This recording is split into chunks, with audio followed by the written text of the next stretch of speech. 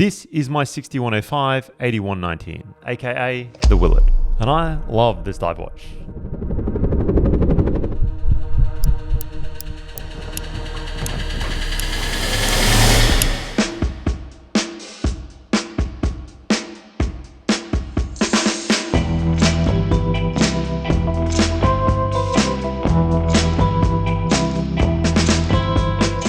An insanely reliable dive watch that has proved itself in some of the harshest conditions on Earth. It's now one of the most collectible vintage watches for Seiko enthusiasts, but Seiko was very late to the dive watch party. Major Swiss brands such as Blancpain, Rolex, and Omega had been producing dive watches for decades before the 6105's release.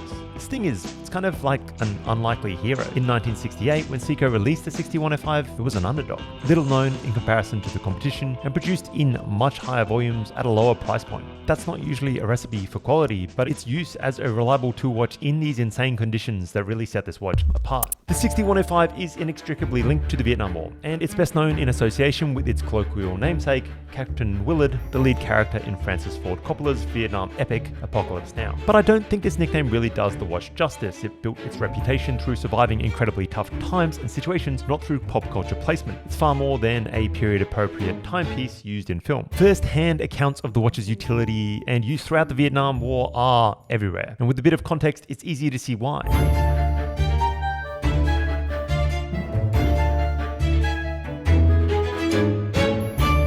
In Vietnam, Seiko, then as it is now, reigns king.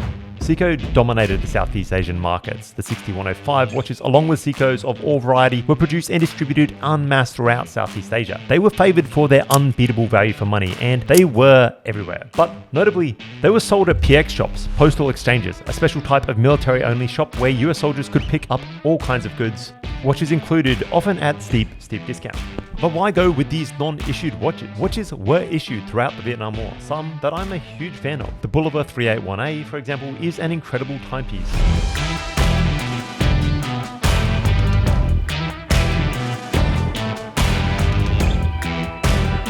A high-accurate 17 jewel anti-magnetic drilled lug field watch beast. It's pretty cool. But these expensive watches were discontinued shortly after America's presence in Vietnam began to really ramp up, replaced largely with the much cheaper to produce MilW 46374, cheaper, low accuracy, disposable, often quite literally plastic watches that you really don't have to hold along to see that they're not up to the task. So servicemen often took matters into their own hands. Photos from the war show just a dizzying array of watches in use. If it was sold at a PX shop, it probably saw some level of service time.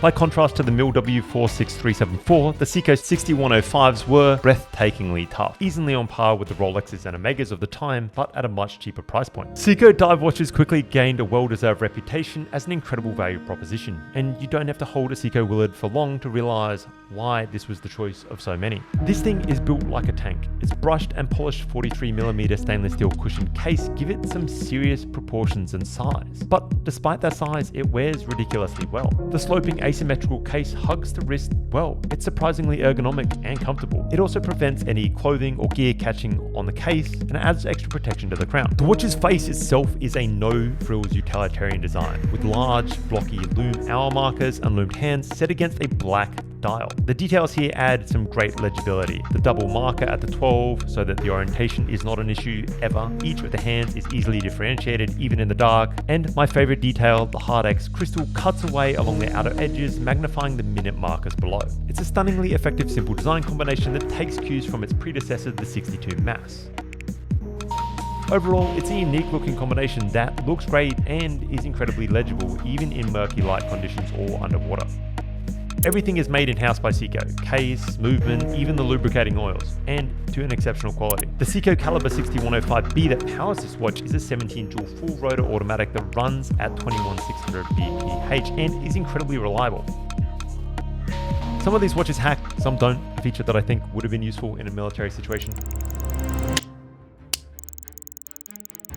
My watch has a small indent on the bottom of the back left lug that I believe to be a hardness test of the steel, and I assumed that most of these watches held up pretty well in that test given just how well these cases hold up to this day. But all of this is to say that the 6105 didn't just look and feel tough, this was the tool for the job.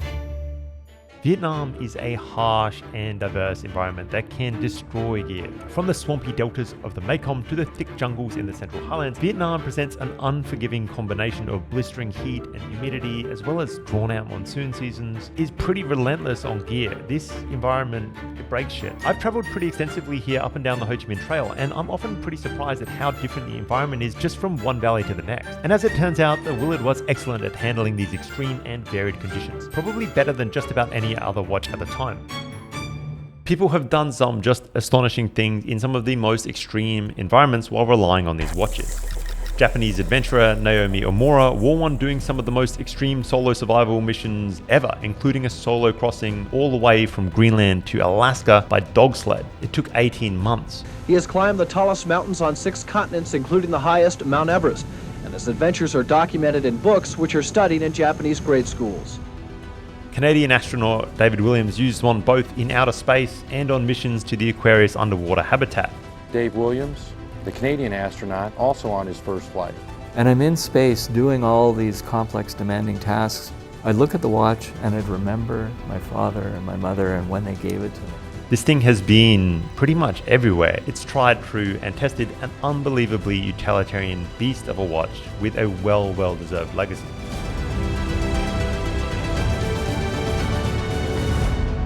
Overall, it's this combination of pop culture, placement, history, and a hard-earned reputation that make it such a desirable watch for collectors today. Nothing beats an original 6105 when it comes to Seiko divers, if you ask me. The 6105 was made in huge quantities, so these watches are still pretty readily available today. However, the price is climbing. One flaw in the design to look out for is that the locking crown may have given out on many examples, meaning that moisture has been allowed into the case, so often the hour markers and hands can be pretty heavily corroded. I'm also a huge fan of the reissues that Seiko has come out with, and I do think they do a tremendous job of staying faithful to the original while making some really worthwhile technical upgrades. So if you want something that you could today put through much of the same environmental stresses and crazy situations that the original 6105s were able to handle, then these reissues are probably the tool for the job. If you have somehow made it this far through the video and you've enjoyed it, please subscribe, comment below, let me know if you agree with my take on this watch. I'd love to do more of these kinds of videos.